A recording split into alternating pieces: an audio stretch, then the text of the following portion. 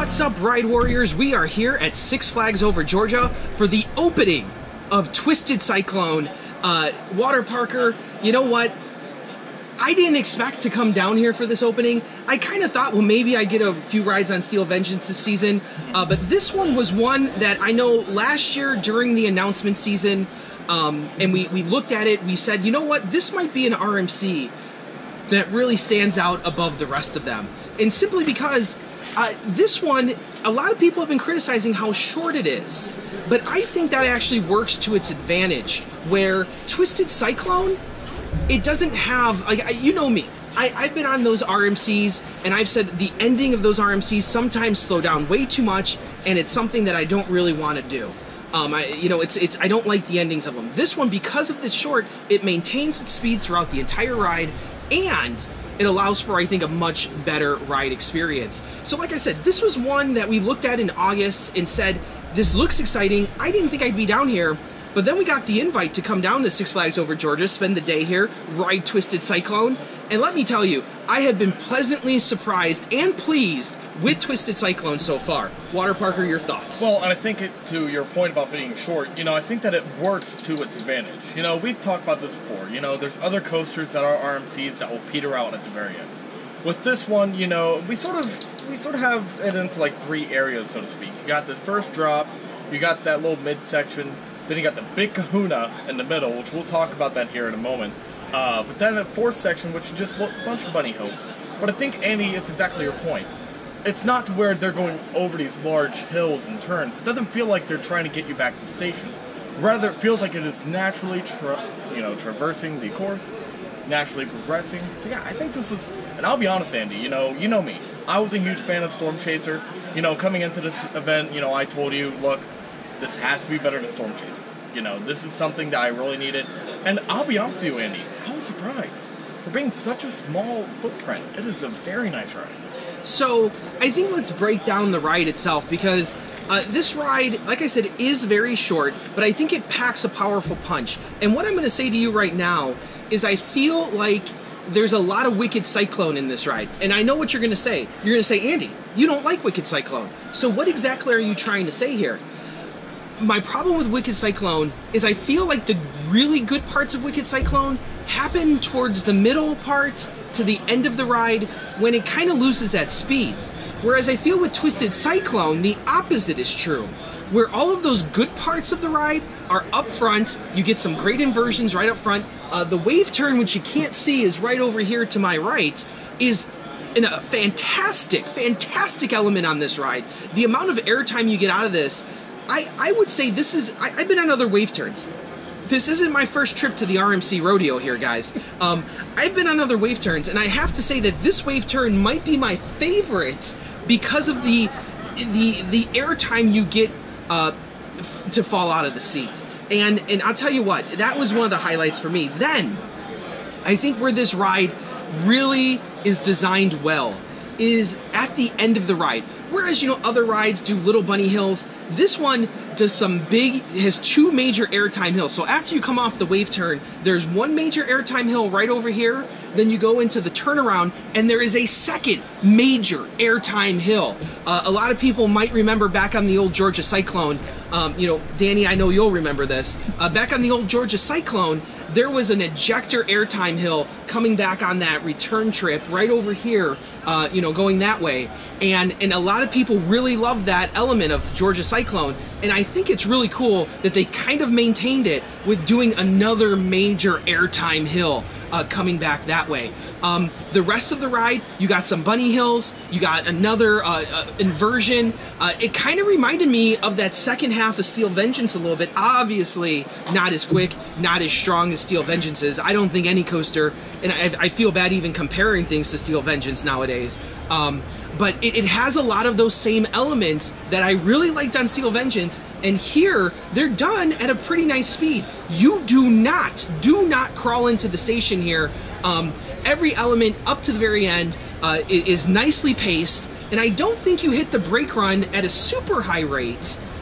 You hit it at a nice pace, and I think you stop and you say, you know what, that was a really nice pace ride. And I'll say this, for all the people out there that said this ride is too short. We filmed it. We timed it off of the first test runs. We told you how long it was. And let me say that this ride does not ride. It feels a lot longer, and it doesn't ride like it's that length. And that's what I think is really special about Twisted Cyclone, is that it feels like a much longer ride. It feels like a complete ride.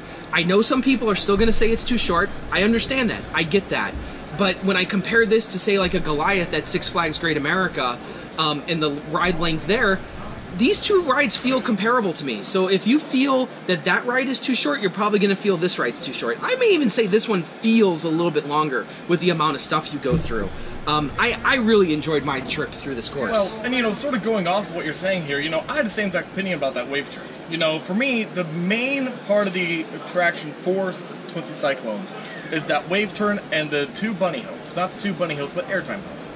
You know, that when you go on that airtime, when you go on the wave, and, you know, this is something I loved about Lightning Rod, is the fact that when you're on Lightning Rod, you're over a ravine. You are out of your seat, and it's sort of slowing down a little bit. But here, you are going straight through, and you keep on going. Yes. And, you know, Andy, you heard me just glob about Lightning Rod. I love Lightning Rod. It's my new #1 wooden coaster.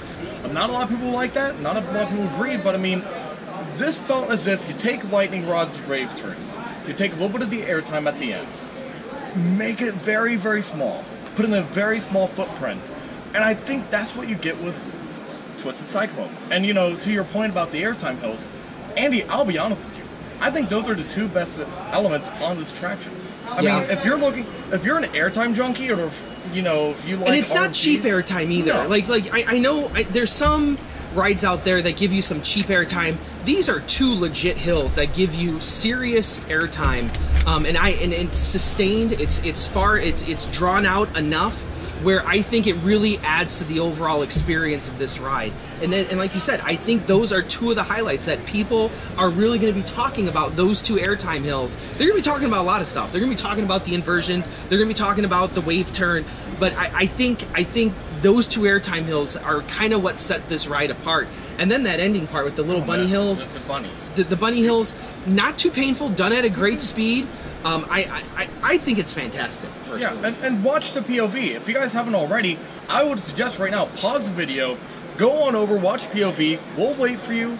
Come on back. Well, wait, we're not going to wait. Yeah, not physically wait. Like, we got other stuff to do here. Right? You know, watch the POV, because you'll see Andy. His arms come right into my face. Yeah. And we rode this about 4 or 5. Yes. We rode about 5 times now. 4 times for the POV, and then 1 time for the POV. And, you know, we just got off that ride, and I tell you what, every single time Andy's arms are in my face. Every single time we're having airtime capacity.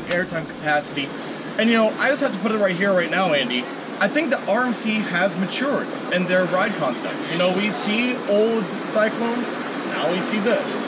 You know, and I think this is really a next step for RMC with Six Flags. Well, you know, a lot of people criticize, like, we get back to this, and you can hear the ride going behind us right now. It's going up the lift hill, a pretty quick lift hill jaunt. I would not say that it's a nice pace.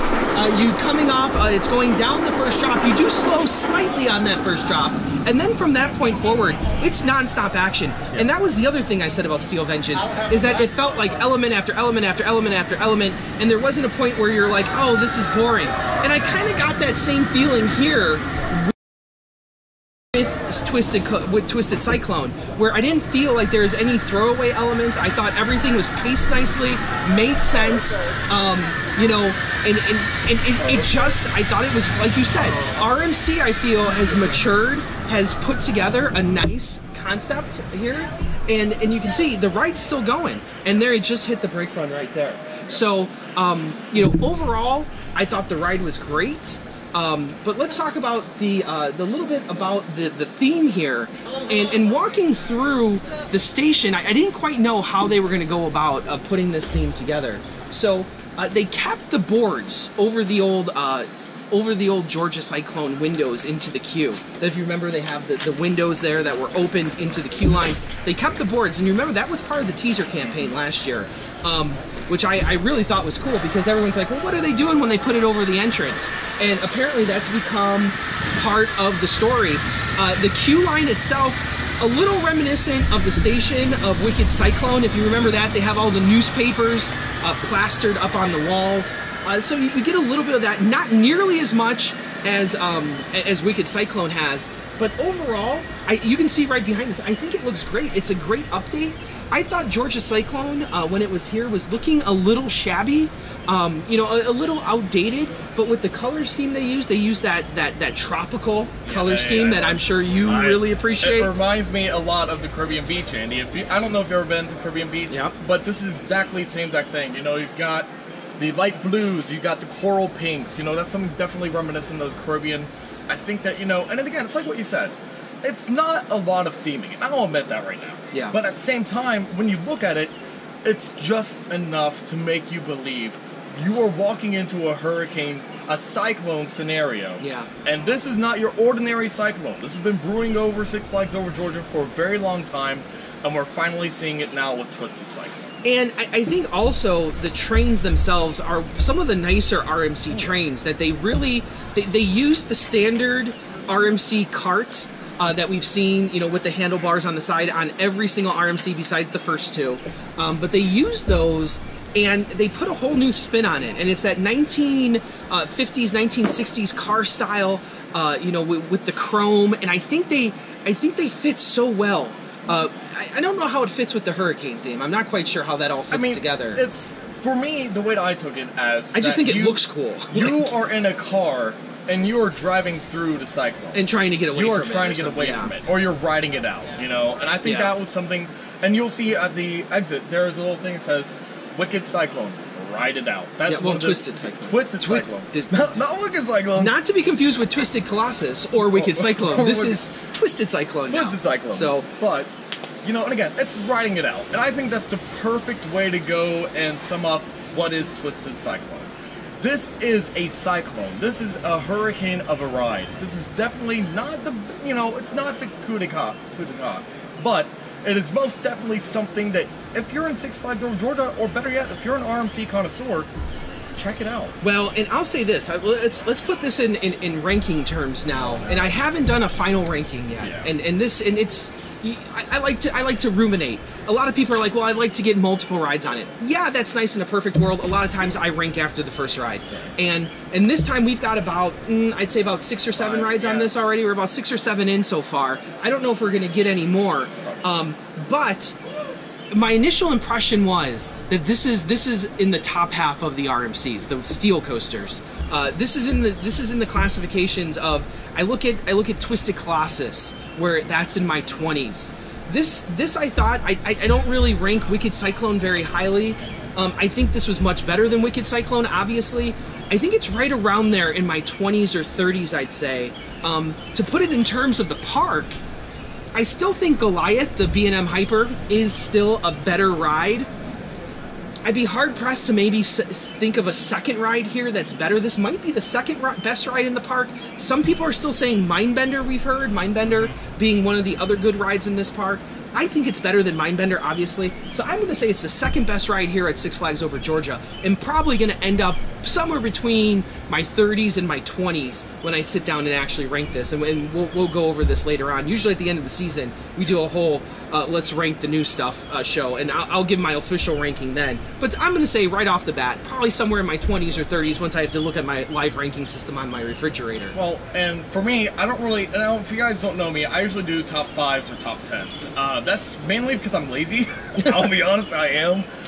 However, you know, when I talk about, it's not in my top 5 of, you know, the steel coasters. However, if we were to go and talk about RMCs, now, to date, I've ridden this Twisted Cyclone, I've also ridden Lightning Rod, and I've also ridden Storm Chaser. Now, out of those 3, Lightning Rod is now my new #1 wooden coaster. Well, yeah, that's a really good coaster. You know, when I was talking to you before, I told you, this has to be better than Storm Chaser. It has to be, without a doubt. And most definitely, Twisted Cyclone, it's right in the middle. It's my #2, you know. And of course, later on in the summer, I am going to ride Steel Vengeance, which you've been globbing about all day.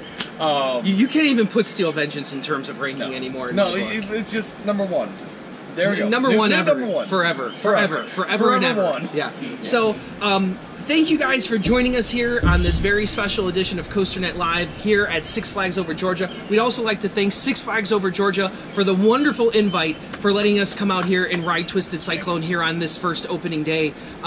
I think this is a ride that has kind of fallen under the radar, that a lot of people kind of forgot about it, don't remember it. You know, Steel Vengeance, Twisted Timbers, the 2 single rails getting a lot of hype. But I think this is one that a lot of people are going to enjoy, and this is one that you should get down here to Six Flags Over Georgia and definitely get a ride on. Hopefully sooner than later. Yeah, most definitely. And you know, I think that that's exactly the point. You know, this year's been the year of the RMC, in my opinion. You know, it really has. Steel Vengeance, Twisted Timbers. You know, then we got the 2 single rails. Yeah. But definitely, like what you said, this is a coaster that has definitely fallen off the radar. I think it's mainly because people are looking towards Texas and California trips right now. But I mean, definitely go and take a block, maybe like 2 or 3 days. Come on down to Six Flags Over Georgia. Come down to Atlanta. Go and check it out, because it's definitely a great attraction. And I think it's definitely a great lineup addition, because Andy, it's like what we said before. They were sort of missing something like this. You know, something that's modern, that's fresh, that brings new life to the park. And I think this is exactly what they needed. This is exactly what this park needed. So as always, thank you for joining us here. I'm, of course, Andrew Barczyk from Chicago, Illinois. And I'm the Waterparker from Cincinnati, Ohio. And as always, stay tropical. Right on, Ride Warriors.